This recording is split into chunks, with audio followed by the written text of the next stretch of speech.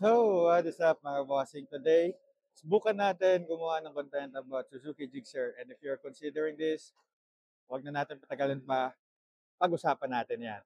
So, way back then nga, no, isa ako sa mga first buyers or first generation buyers ng Suzuki Gixxer natin. And because of this, nasabi ko talagang isa si Suzuki Gixxer sa mga solid decision making na nabili ko dito sa mga motor as an upgrade talaga after owning a Honda RS125Fi. Kasi ba naman bossing, iba talaga yung tindig sa akin, iba yung tingin sa akin. If ito yung ginagamit kong motor over the Honda RS125Fi.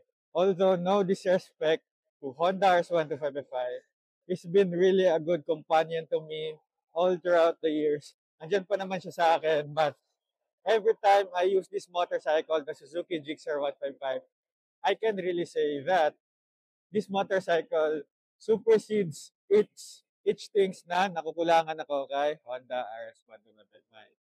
Ngayon pag-usapan natin yan kung anong mga meron ni Suzuki Gixxer na wala kay Honda RS125. So wag na natin patagalan pa, let's go. Ang pinaka-first natin dyan na masasabi kong isa sa mga na-appreciate ko talaga agad kay Suzuki Gixxer over kay Honda RS125Fi is ang kanyang LED headlight. LED headlight talaga mga bossing really is a game changer para sa akin.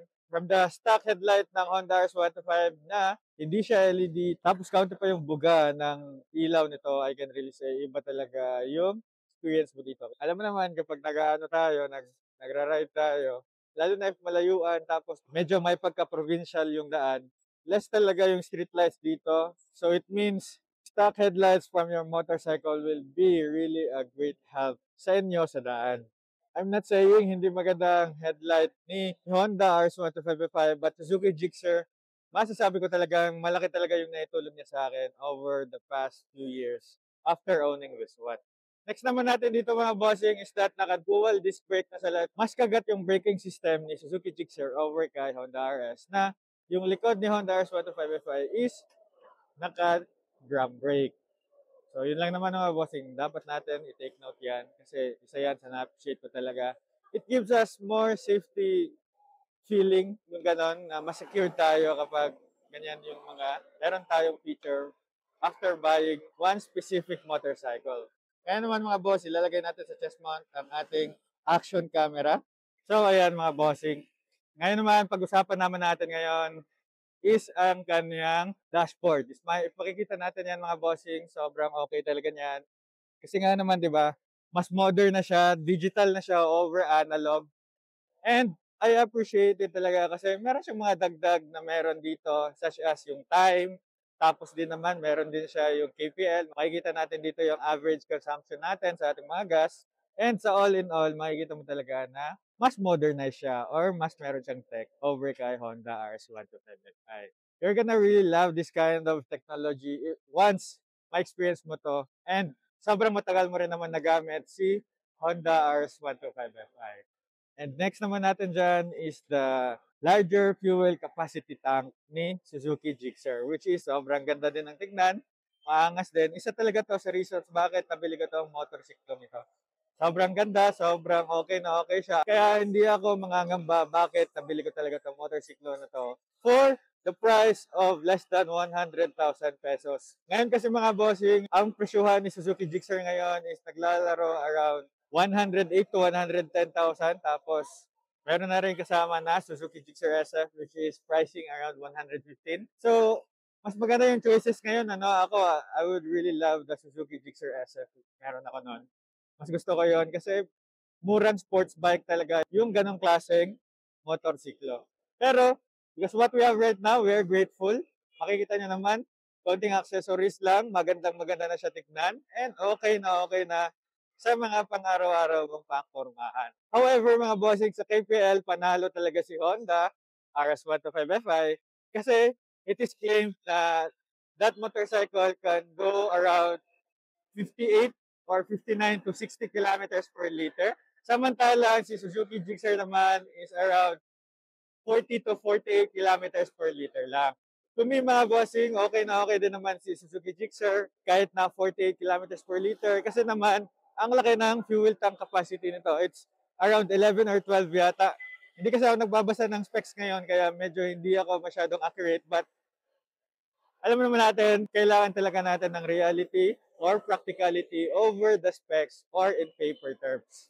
Appreciate ko nga rin pala yung ating back seat dito, yung pillion seat natin dito. Kasi ngayon, separated siya over kay Honda RS125. So meaning yung pillion seat natin will have a higher seat height, tapos mas mataas tingnan. So mas kitang-kita niya yung mga nasa paligid niya if ever sasakay siya.